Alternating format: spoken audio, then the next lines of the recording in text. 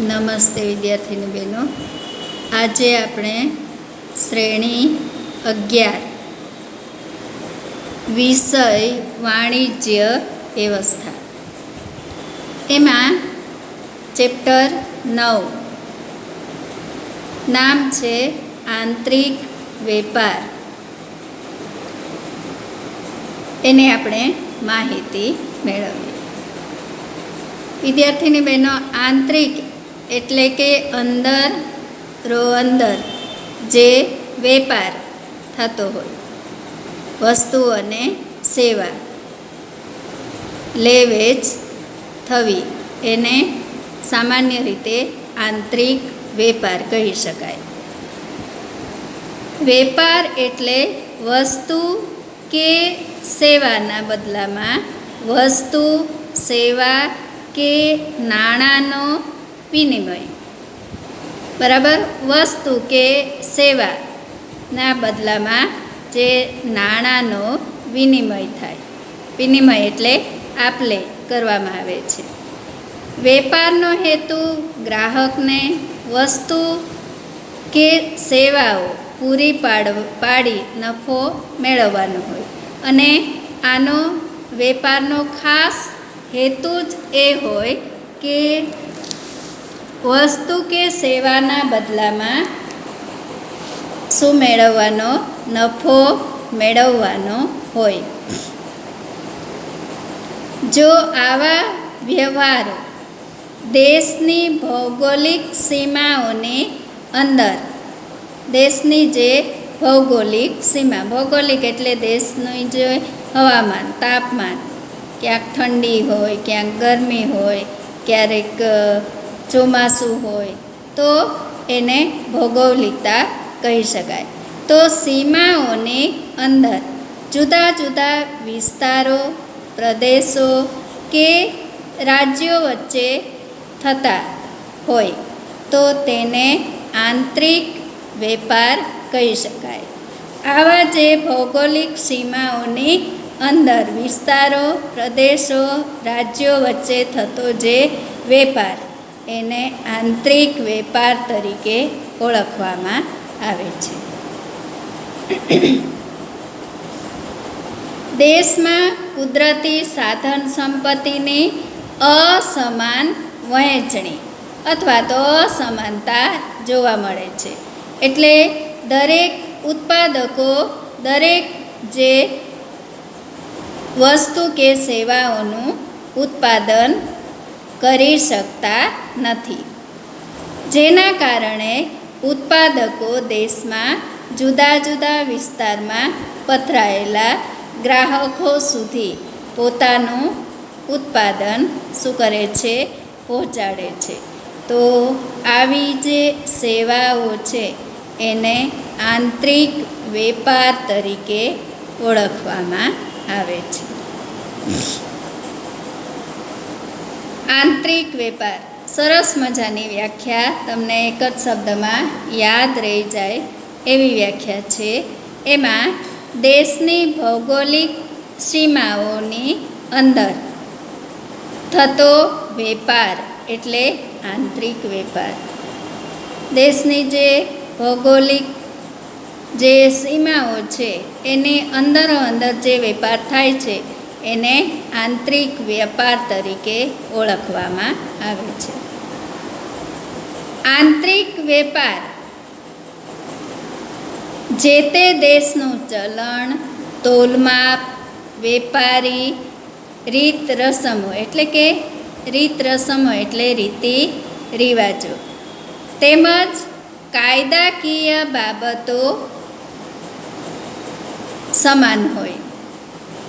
એના લીધે આંતરિક વેપારમાં માલ સામાન સહજતાથી હેરફેર થઈ શકે છે, ઓછો સમય લાગે, ઓછો જોખમ ઉઠાવવું પડે, અને ખરીદનાર અને વેચનાર કે ગ્રાહક બધા વચ્ચે સરળતાપૂર્વક પહોંચી શકાય અને સરળતા રાખી શકાય. તો આ રીતે આંતરિક વેપાર છે એ ભૌગોલિક સીમાઓની અંદર થતો વેપાર એને આંતરિક વેપાર તરીકે ઓળખવામાં આવે છે. આગળ જોઈએ છે એનું જે આંતરિક વેપારની કેટલીક પ્રવૃત્તિઓ છે એ પ્રવૃત્તિ વેપારી પ્રવૃત્તિઓનું વર્ગીકરણ.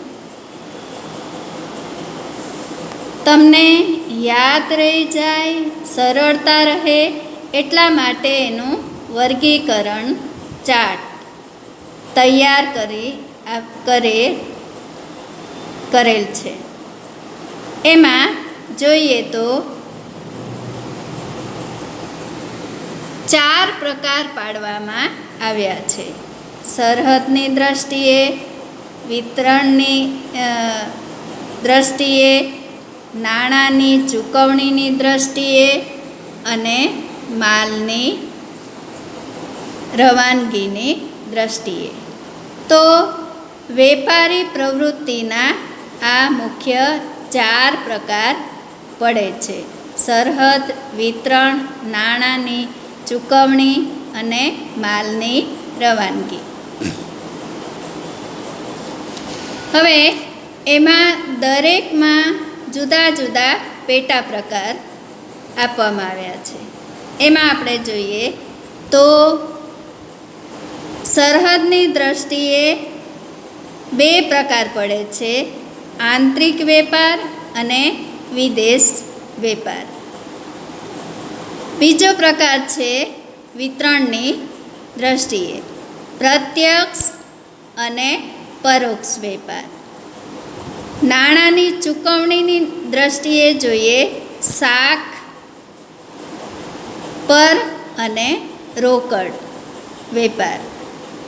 માલની રવાનગીની દ્રષ્ટિએ જોઈએ હાજરનો વેપાર અને વાયદાનો વેપાર.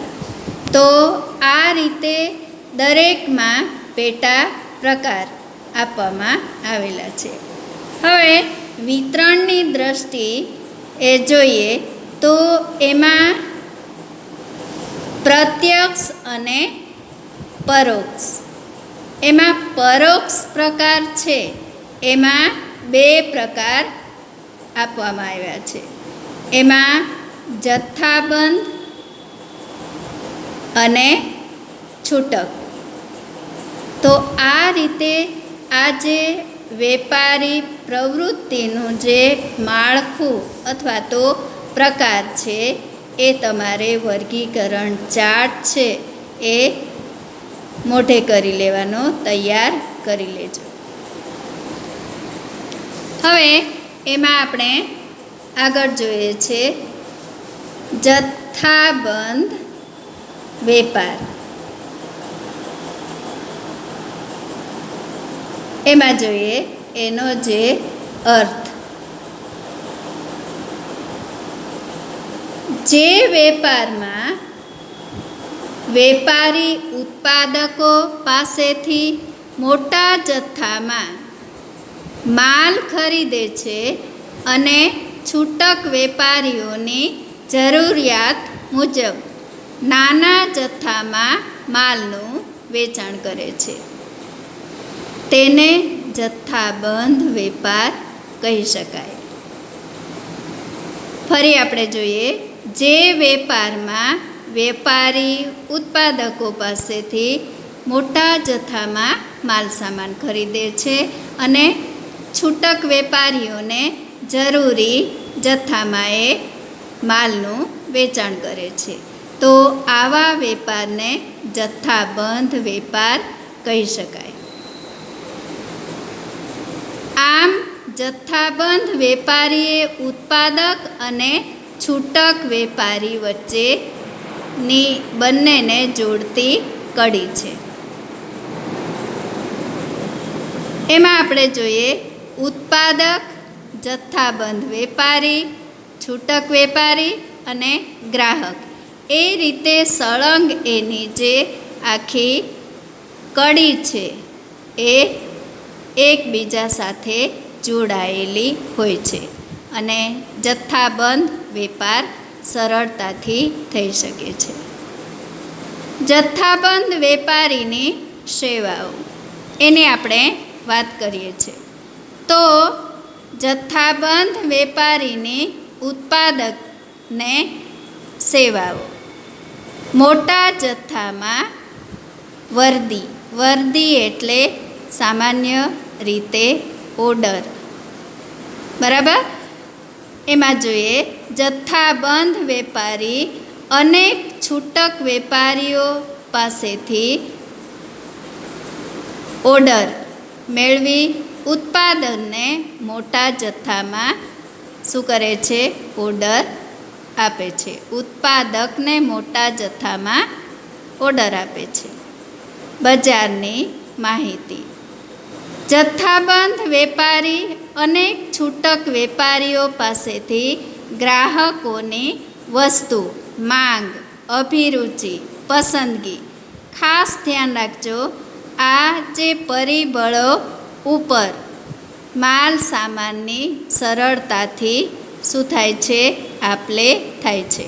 એટલે કે ગ્રાહકોની વસ્તુની માંગ એટલે જરૂરિયાત. અભિરુચિ એટલે કે એ કયા પ્રકારની રુચિ રસ દાખવે છે, કેટલા પ્રકારે એને ગમે છે. પસંદગી, ફેશન વગેરે માહિતી મેળવી ઉત્પાદક સુધી પહોંચાડે છે. તેથી ઉત્પાદક બજારના વર્તમાન પરિસ્થિતિથી શું કરે છે? વાકેફ થાય. એટલે કે એને વર્તમાન પરિસ્થિતિનો ખ્યાલ રહે છે અને ઘણી વખત માલના સંદર્ભમાં જરૂરિયાત મુજબ ફેરફાર પણ સૂચવે છે. આગળ જોઈએ છે માલના સંગ્રહમાંથી મુક્તિ. જથ્થાબંધ વેપારી ઉત્પાદક પાસેથી મોટા જથ્થામાં માલ ખરીદી લે છે અને પોતાના ગોદામમાં સંગ્રહ કરે છે. માટે ઉત્પાદકે માલ સામાનનો સંગ્રહ કરવો પડતો નથી, કારણ કે ગ્રાહક કે જે વેપારી છે એ પોતાના ગોડાઉનમાં માલ મૂકી દે છે. વેચાણની ચિંતામાંથી પણ મુક્તિ.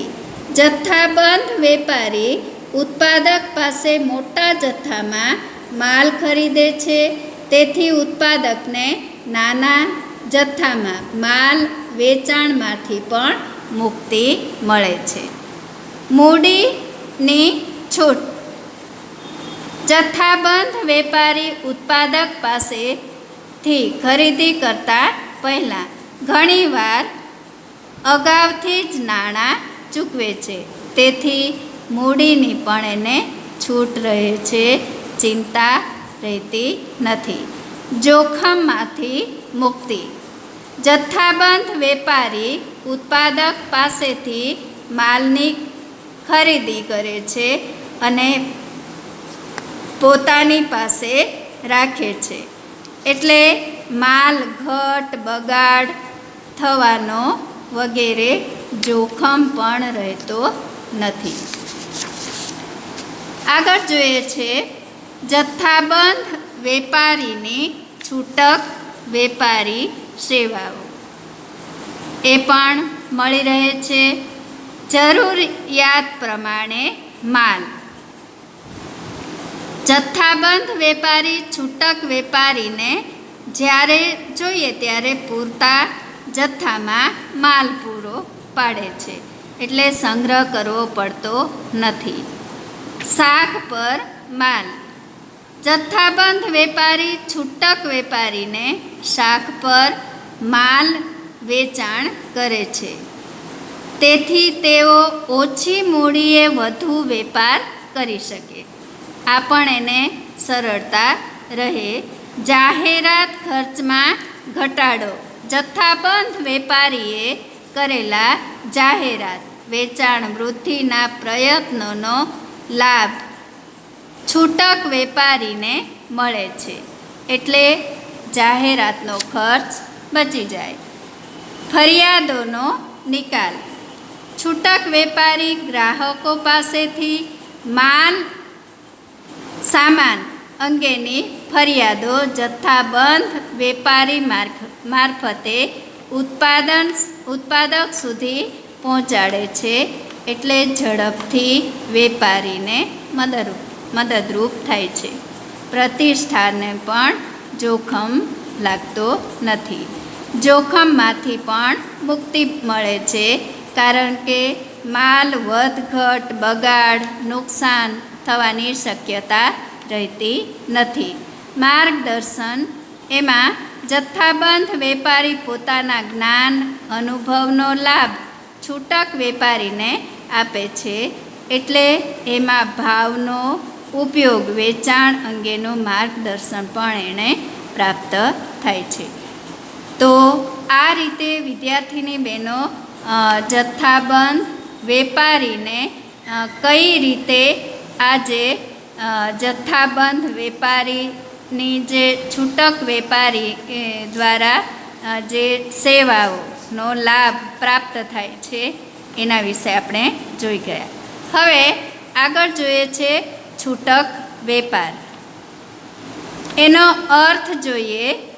છૂટક વેપાર એટલે જે વેપારમાં જથ્થાબંધ વેપારી કે ઉત્પાદક વેપારી પાસેથી છૂટક અથવા તો મોટા જથ્થામાં માલ ખરીદી ગ્રાહકની જરૂરિયાત મુજબ માલનું વેચાણ કરે તો તેને છૂટક વેપાર કહેવામાં આવે છે. એટલે કે મોટા જથ્થામાં માલ ખરીદી અને ગ્રાહકની જરૂરિયાત મુજબ એનું વેચાણ કરે છે, તો આને છૂટક વેપાર કહી શકીએ. ગ્રાહકો સાથે પ્રત્યક્ષ સંપર્કમાં હોવાથી તેઓની જરૂરિયાતોને સમજતો હોય, પરિણામે છૂટક વેપારી માલ વિતરણના માર્ગમાં જથ્થાબંધ વેપારી અને ગ્રાહક વચ્ચે જોડતી કડી સમાન છે. એટલે બંને પક્ષ માટે એનો લાભ થઈ શકે છે. આગળ જોઈએ છે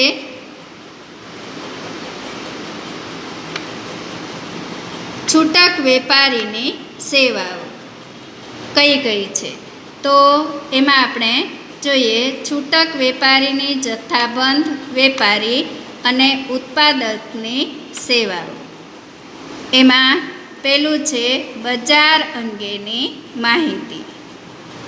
છૂટક વેપારી ગ્રાહક સાથે પ્રત્યક્ષ સંપર્કમાં રહેતો હોવાથી, પ્રત્યક્ષ એટલે સામસામે, હાજર,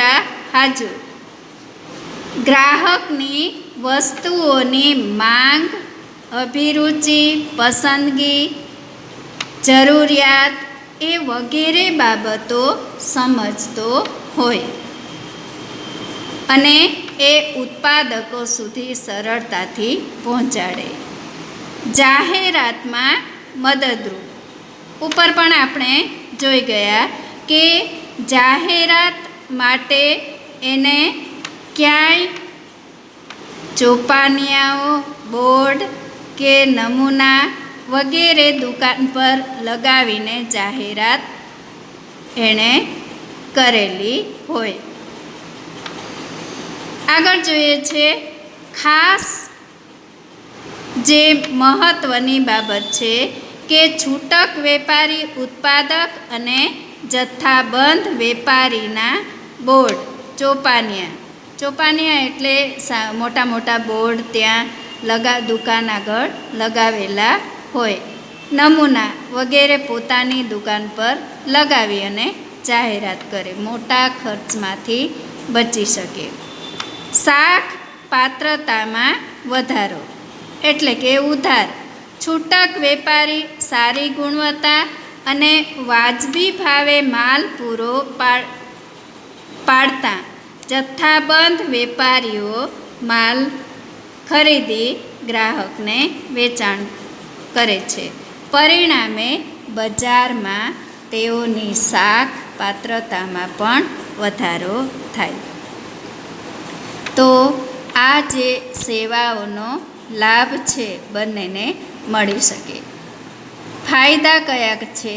તો કે પસંદગીની તક, છૂટક વેપારી ગ્રાહકની જરૂરિયાત મુજબ જુદી જુદી વસ્તુઓ સેવાઓનું ઉત્પાદન કરે છે અને એને પસંદગી મળી શકે છે. ઘર બેઠા માલ પૂરો પાડે. છૂટક વેપારમાં વેપારી કેટલીક વાર ગ્રાહકોને જરૂરિયાત મુજબ ઘર બેઠા માલ પહોંચાડી એની સેવા આપે છે અને સમય શક્તિનો પણ બચાવ થાય. ગ્રાહકોની ફરિયાદોનો નિકાલ. છૂટક વેપારમાં વેપારી ગ્રાહકો પાસેથી માલ અંગેની ફરિયાદો મેળવી અને જથ્થાબંધ વેપારી ઉત્પાદક સુધી પહોંચાડી તેનો ઝડપથી નિકાલ કરી અને મદદરૂપ થાય છે. ગ્રાહકોને શાક પર વેચાણ. છૂટક વેપારમાં વેપારી ગ્રાહકોના પ્રત્યક્ષ સંપર્કમાં રહેતો હોવાથી તેઓની આર્થિક સ્થિતિથી પણ વાકેફ એટલે કે જાણતો હોય એટલે શાક પર માલનું વેચાણ પણ કરી શકે છે. વેચાણ પછીની સેવા. છૂટક વેપારમાં વેપારી ગ્રાહકને માલના વેચાણ પછીની સેવાઓ જેવી કે સમારકામ, નુકસાનીવાળો માલ સામાન પાછો લેવો, બદલી આપવો વગેરે સેવાઓ પણ આ પૂરી પાડે છે. એટલે આ રીતે છૂટક વેપારીઓની જે કેટલીક સેવાઓ છે એ સેવાઓ મહત્ત્વની ભૂમિકા ભજવે છે અને એમાં એને ફાયદો થાય છે. આગળ જોઈએ છે ખરીદીના નિર્ણયમાં પણ મદદરૂપ થાય. કારણ કે છૂટક વેપારી છે વસ્તુનું અસરકારક રીતે માર્ગદર્શન કરી તેની ઉપયોગિતા, ગુણવત્તા, કિંમત વગેરે માહિતી આપે છે અને ખરીદી માટે નિર્ણય લેવા ઉપયોગી બને. માલના સંગ્રહમાંથી પણ મુક્તિ. ગ્રાહકોને જથ્થા જ્યારે જોઈએ ત્યારે ગ્રાહક સુધી માલ પહોંચાડવામાં આવે છે. એટલે કે પરિણામે માલની સંગ્રહમાંથી પણ મુક્તિ મળી શકે છે. ગ્રાહકોને માર્ગદર્શન. છૂટક વેપારમાં વેપારી ગ્રાહકોને વસ્તુઓ અંગે માર્ગદર્શન આપે છે અને ભવિષ્યમાં પણ ભાવ, વસ્તુઓ, પુરવઠો, વસ્તુના વપરાશની રીત વગેરે માર્ગદર્શન પણ આપે છે. તો આ રીતે આના જે કેટલાક ફાયદાની આપણે વાત કરી. હવે ફાયદા સાથે મર્યાદા તો હોય જ, એની આપણે વાત કરીએ. પેલું છે વધુ મૂડી રોકાણ. છૂટક વેપારમાં ગ્રાહકોને વસ્તુની પસંદગીની તક પૂરી પાડે છે. માટે અનેક ઉત્પાદકો વિવિધ વસ્તુઓ રાખવી પડે અને મૂડી રોકાણ વધુ કરવું પડે. નાશવંત વસ્તુઓ બગડી જવાનું જોખમ પણ એમાં રહેલું છે. દાખલા તરીકે ફળ, શાકભાજી, દૂધની બનાવટો વગેરે. વસ્તુઓ અપ્રચલિત થવાનું જોખમ. એમાં કેટલીક વખત ગ્રાહકોની પસંદગી, અભિરુચિ, ફેશન, ટેકનોલોજી વગેરે જે બદલાઈ જાય એના કારણે વસ્તુઓ અપ્રચલિત બને છે. ત્યારે તેનો નિકાલ કરવા માટે મુશ્કેલી સહન કરવી પડે છે. નુકસાન, ઘટ કે ભાવમાં વધઘટ. છૂટક વેપારી વસ્તુઓને નુકસાન, માલ વધઘટ કે વસ્તુના ભાવમાં વધારા ઘટાડાનું પણ જોખમ ઉઠાવે છે. પૂર્વગ્રહ. છૂટક વેપારમાં વેપારી કેટલીક વખત ઉત્પાદક કે તેઓની પેદાશ અંગે પૂર્વગ્રહ ધરાવતા હોવાથી ઉત્પાદકની વસ્તુઓનું પણ વેચાણ કરતા નથી. તો આ રીતે 4-5 જે મહત્ત્વના ગેરફાયદા છે, મર્યાદાઓ છે, એ તમારે તૈયાર કરી લેવાની. આગળ જોઈએ છે છૂટક વેપારના પ્રકાર. એમાં પણ આગળની જેમ સરસ મજાના જે ચાર્ટ દ્વારા પ્રકાર પાડવામાં આવ્યા છે. એમાં છૂટક વેપારના પ્રકાર મુખ્ય 3 પડે છે. એમાં ફરતી દુકાન, સ્થાયી અને અન્ય પદ્ધતિ. પહેલા પ્રકારમાં ફરતી દુકાનો. એમાં ફેરિયા આવી શકે, કામચલાઉ વેપારી, નિશ્ચિત દિવસના વેપારી અને શેરી વિક્રેતા. સ્થાયીમાં આપણે જોઈએ મોટા પાયાના છૂટક વેપારી અને નાના પાયાના છૂટક વેપારી. અન્યમાં આપણે જોઈએ સ્વયં સંચાલિત વેચાણ યંત્ર, ટેલી માર્કેટિંગ અને ઇન્ટરનેટ માર્કેટિંગ. હવે આ સ્થાયી દુકાનો છે એમાં પણ 2 મુખ્ય પ્રકાર પડે છે. એમાં મોટા પાયા પરના છૂટક વેપારી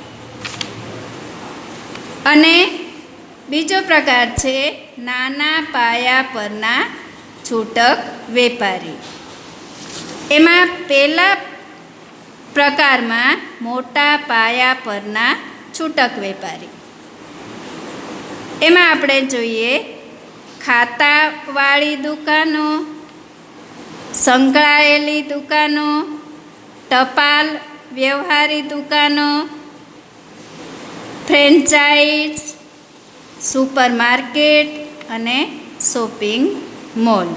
તો એ રીતે મોટા પાયા પરના છૂટક વેપારીમાં પણ પેટા પ્રકાર પાડવામાં આવ્યા છે. તો આ રીતે વિદ્યાર્થીની બહેનો આજે છૂટક વેપારના જુદા જુદા પ્રકારનું વર્ગીકરણ છે એ તમારે તૈયાર કરી લેવાનું.